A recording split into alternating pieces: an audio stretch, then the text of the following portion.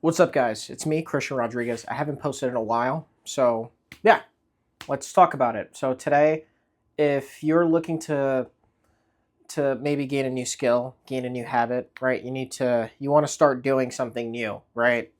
That's hard to achieve. Maybe it's maybe you want to reach a fitness goal, right? You want to get into fitness, you want to work out, so you want to start going to the gym, right? You want to start getting in the habit of being a fit person. Same with reading. Maybe you want to become a reader, and maybe it's something you've never done before, so it's more of an uphill battle for you. Or even things like in business, right? You want to start getting into a habit of cold calling, right? You want to get in a habit of doing sales, right? Of being able to deal with rejection. Well, there's a way that you can do it actually. So I actually learned this from reading Atomic Habits by James Clear. I've referenced this book in the past, but this is such a great book. I just know the vast majority of people probably haven't read it, um, even though they've read it or people have like said they read it. I don't think people actually like took action for the book, but I actually did. But one point that really stood out to me in the book, I might butcher the saying. He might have said it a little differently, but at least what I understood from it is he talks about um, if you want to like acquire a skill, right, or a goal, you want to acquire something. Like say fitness, for example. Fitness is super easy to talk about. Say you want to like get in better shape, right? You want to become a person who's in shape. Well, you need to become that person, right? Like you actually need to become that person, and the best way of becoming that person is by having the habit of being that person who goes to the gym and is in shape. But but there's a caveat to it. I'm not just saying go to the gym and work out 2 hours a day. That's what James Clear said. Don't do that because it's going to be too overwhelming. It's not going to be easy to stick with. But he said give yourself a 5 minute rule. So you go to the gym, maybe you walk on the treadmill for 5 minutes, and then after 5 minutes you go home, and you force yourself to just get out. You just do it for 5 minutes. It seems ridiculous. It's very small, but anyone could do it. Anyone could just do it for 5 minutes. So you start doing it for 5 minutes, and eventually, you just, after a while, you get in the habit of just, okay, I've been going to the gym consistently for 5 minutes every day, right? And then eventually, after a while, you're just going to notice, okay, maybe I need to start. I'm going to start doing, I might as well stay at the gym longer and do a full workout since I'm already here. I've been walking for 5 minutes, and you might continue going with the walk, or you might just do a full workout. That's the psychology behind it, right? I forgot the name of what he said, but basically, it's almost like a gateway drug. It gets you used to that action, right? It doesn't phase you, right? And then you're more likely to do more with that action.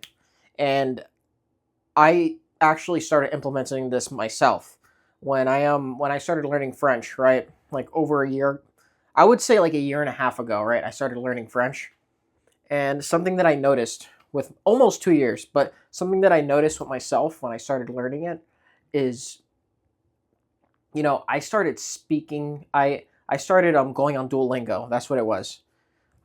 Like every morning I would just go on Duolingo, and I would just mess with like basic phrases, right? Oh, okay. I'll learn like the basic stuff on Duolingo. And that was fine. And I just stuck with it for 5 minutes in the morning. I remember every time I woke up in the morning, I would have my morning coffee, sitting by myself, had my phone, and I was just going Duolingo. Very basic, not a big deal, right? It wasn't inconvenient. It wasn't something that, like, I wasn't like forcing myself to do stuff. Like, I was just doing very basic French for 5 minutes. Then, after a while, I noticed I started watching videos on YouTube of French videos, even if I didn't understand, right? Maybe it was videos of like in Paris, and it was like Easy French, which is like a beginner friendly YouTube channel for French, for people who are learning French.